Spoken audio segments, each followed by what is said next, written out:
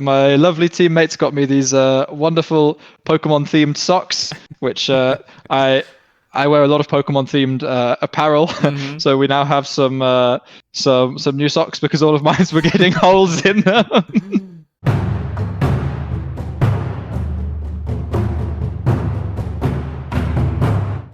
Hi everyone, it's Tom reporting from the LEC Spring Split, and with me here is Mac, the coach of Mad Lions. At the end of the first half of the Spring Split, Mac, how are you feeling about it? Hey, not bad. I mean, we ended it on a win against Schalke, which feels pretty good. So yeah, I mean, I think I was pretty happy with our performance overall today. I think we got a bit surprised in a couple of our games recently. Like we had the Kalista Jarvan fiasco, and that was pretty rough. And then we had a game where we tried giving TF, and they ended up going TF Pantheon top, which we didn't expect. And then yesterday the Jarvan into Xayah, which was quite smart. So I felt a bit guilty for some of our losses because I think that a lot of them were a little bit on draft. And we got a bit surprised and ended up pulling out some things that we hadn't practiced that much. But today we got comfort. We knew exactly how the draft was going to go, and our players played super well. So yeah, ticks, tick, tick, tick, tick.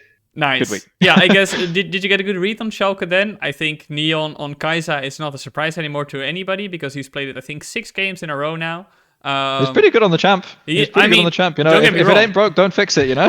That's definitely true, but that does mean that your opponent can get a bit of a read on how you want to play, maybe. So did that also play into factor with you guys?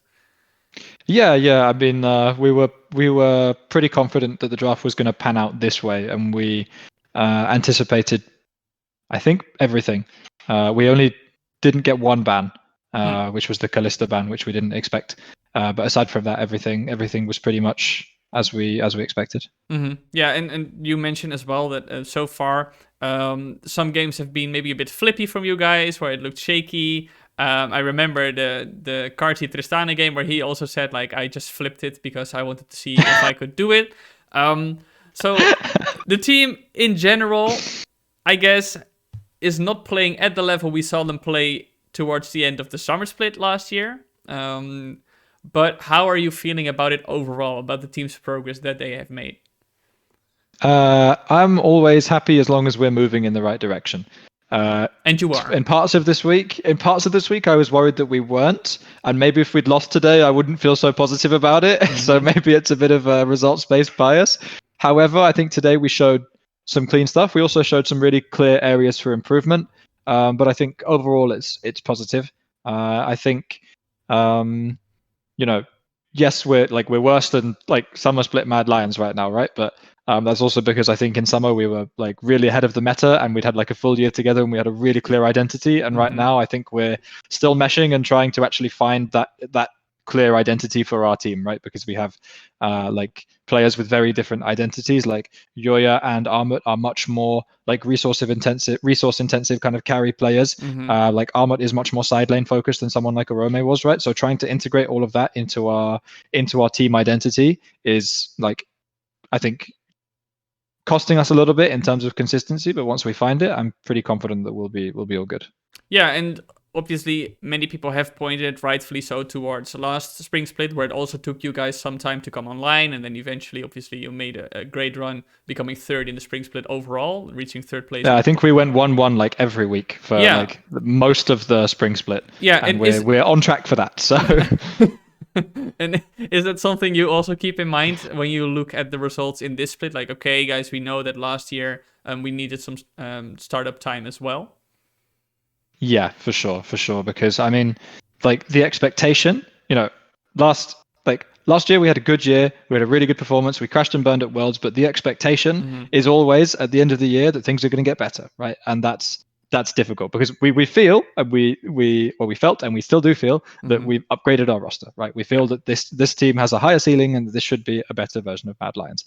So the expectation is obviously that things are just going to be better, right? But better takes time, and it takes work, and it takes energy, and it takes figuring things out, and it takes making mistakes. So, for example, after the loss yesterday to Rogue, I mean, we just got crushed, and that was really, really disappointing for us because we feel like we should be better, and that's hard. So I think managing that expectation is and reminding people of these things take time, and this is what's happening. And as long as you have a clear goal on, okay, this is what's costing us, this is what we're going to improve on. As long as you know what the problem is and you're committed to fixing it as a team, then I don't care.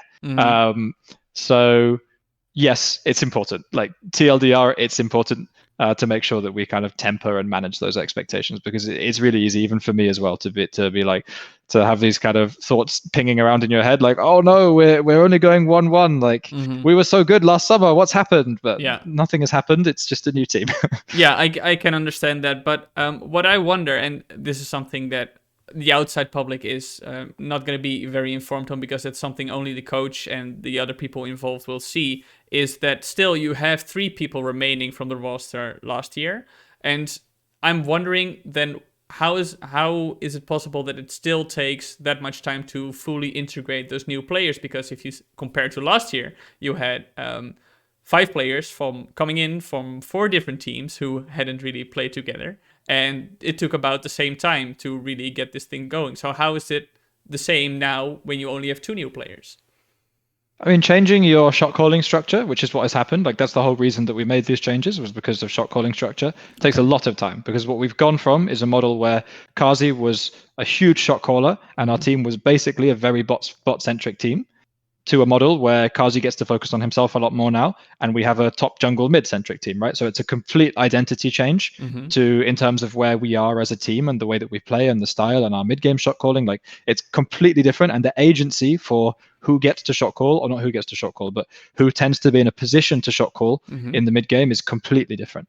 And I would say that that's probably the biggest factor, because it is like a really big identity shift for us. And again, we're trying to play styles which we never played last year, because that's what our current players are good at, right? So yeah, so it's very interesting to see that you have chosen to make this change. And was there anything, like any specific reason why you wanted to make that change and get Karsi off that shot calling role and try to maybe put that more on the shoulders of somebody like Humanoid or Elyoya or Armut? I mean, to be clear, like Marek is always a big shot calling voice in our team. Okay. It's just that most of our resources last year went from mid into bot, right? That was the team that we were. We played like Leeson and Olaf. We got mid prior and we went and killed bot lane. That was our thing for like the whole year. And Arome would play, you know, Gangplank or Ornn or Cho'Gath or anything that could like stall, right? And he was very, very good at that role. Sorry, what was the question exactly? I'm losing myself in my monologue. No, it's fine. It's why you chose to shift that dynamic. Yes. So the reason behind it is because that model and that dynamic was very predictable. And when we got to playoffs against G2 the first time, we caught them off guard, and I think they had a bad day and we had a really good day. And then in the second time, and in the series against Fnatic, they both figured us out. They both adapted around us. They drafted specifically against that style, and they just destroyed us. And that's not something that you want to happen to you consistently. So the reason is so that we can be a more versatile team. Am I saying that we can never play mid to bot again? Of course not. Like we're a pretty good mid to bot team still. But in order to survive metas, you need to be able to adapt, right? Like, and that's the most important thing to me, and that's the thing that I saw looking at G2 and Fnatic last year that I felt that we didn't have. I felt like we had good game understanding, we had great mechanical players, we had a clear identity, like we had solid direction, we were good at performing like when it mattered a lot of the time, but we didn't have the adaptability to be really like truly long-term resistant, and that's what we wanted for this year. All right, then a final topic I want to touch on is obviously it's not just in-game that's going to be changing, but also outside the game. You have 2 new players in the team, and you as a coach, now on your own with Peter Dunn, having left the LEC and gone to the LCS to coach EG there. Rip Peter. Yeah, rest in peace. They're doing well. They're doing well. He's over there with those other people now that we don't speak of, but he's doing really well. He's doing super well. They're doing very well, so nothing but good to him, obviously. But how is it for you to coach this team so far with those 2 new players on the team? I've spoken to, I think, everybody on the team so far, and Armut's a really joyful guy, it seems. Elyoya seems to be really focused on his own development, maybe a bit more serious in how he communicates, stuff like this. But I've only heard that they've been fitting in well to the team. How is your perspective on this so far? Overall, I'd say you have a pretty good read. I would say Armut has very much become like this huge voice, which is really nice because like you need multiple kind of people in the team to be able to do this, because I mean last year we felt there was a lot of pressure on Kazi to be like the voice in the team, right? Because he's always this guy that's like cheerful and picking people up, but like if he has a down day, it's really hard on him, and he felt that pressure quite intensely, I think. And this year we have Armut, who's also there to pick people up, right? And we also have El Yoyo, who's like incredibly consistent and a really good communicator and a really good teammate, and really, as you said, focused on his own self-development and always focusing on like what he can do better, right? So it adds a really nice dynamic out of game, because I feel like when we have like a meeting with the team, or when we have draft discussions or whatever it is, I feel like our discussions are quite fluid now, and that we do have a lot of good ideas and a lot of like different perspectives. And yeah, it feels very involved with the new guys, and I think it's been overall a positive change towards the dynamic.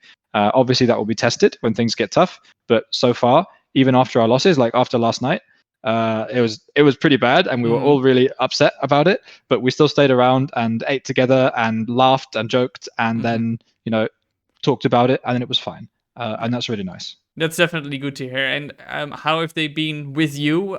You showed me before the interview started that they got you something nice. Maybe you want to show it. Yes, yes. What they did get you. My lovely teammates. Yes. So my lovely teammates. Carry on. Yeah, no, I'm just saying, how have they been with you? And obviously show off your prize possession from them.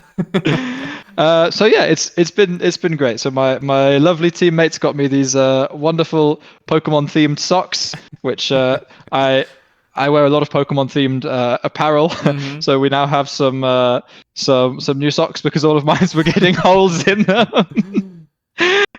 So yes, I have some wonderful new socks now from my fantastic teammates. So thank you very much to them for that. And yeah, I mean, how have they been with me?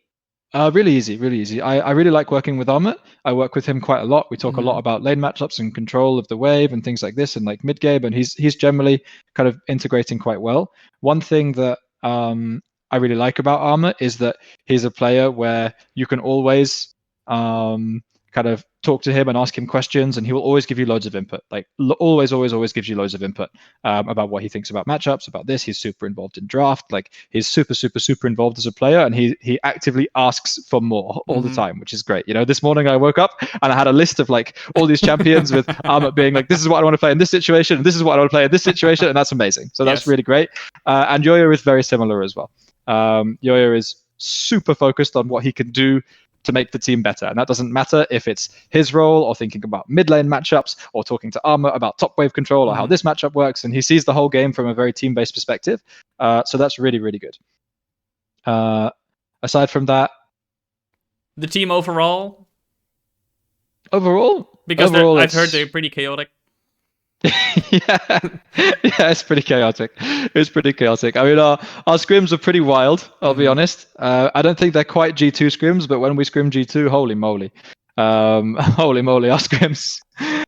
60 kill games, sometimes stuff like this. Yeah. So sometimes it's a case of making sure that we're actually like, sometimes we're literally having too much fun in scrims, and it's actually a detriment, which is a good problem to have. So a lot of the time it's just about making sure that we keep focused, and making sure that we're always actually moving in the same direction, and that everyone's input is being heard, because everyone's giving a lot of input. So that's just my job to manage as a coach, and our job as a staff. But yeah, overall I would say it's been pretty good. All right, Mac, thank you so much for joining me and offering this sneak peek behind the curtain of the developing Mad Lions. I'm looking forward to what you guys are going to do in the second half of the split, and obviously good luck to you there. Thank you very much.